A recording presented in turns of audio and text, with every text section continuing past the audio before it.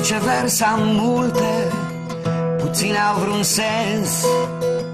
Morala se destramă, tupeul e intens. Pot să dispară aiurea înainte să apari în țara foarte mică, cu oameni foarte mari. Democrația-i joacă, minciuna e un scut și geniul e pe gratis și adevărul mut. Academia chiar pompează în bișnițari în țara foarte mică, cu oameni foarte mari. Nimic mai mult, decență. Asta-i mișcarea de rezistență, de rezistență.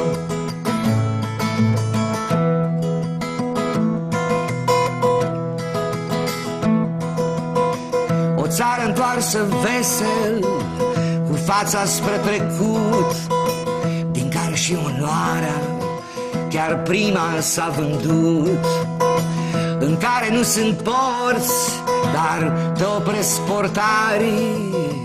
E țara foarte mică, cu oameni foarte mari. Așa arată locul în care m-am născut. Aici iubirea-i chici, de nerecunoscut.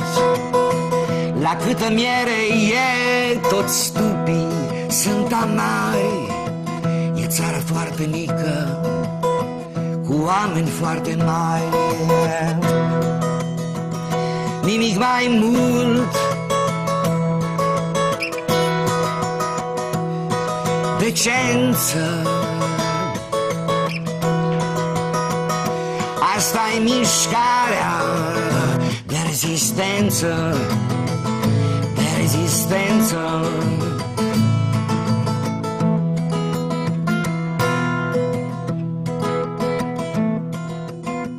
Prostia e prințesă, iar zgomotul e duce.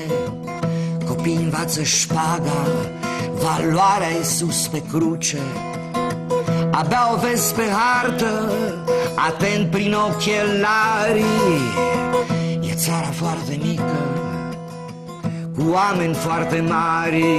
Un gogoman e idol, gargara e licoare. Mitocănia zboară, bun simțul e în salvare. Rezistă dacă poți, sunt întâmplări mai tari.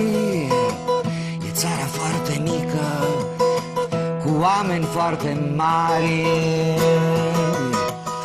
Nimic mai mult,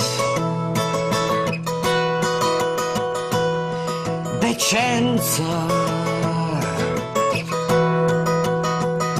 Asta-i mișcarea de rezistență, de rezistență, de rezistență, de rezistență, de rezistență.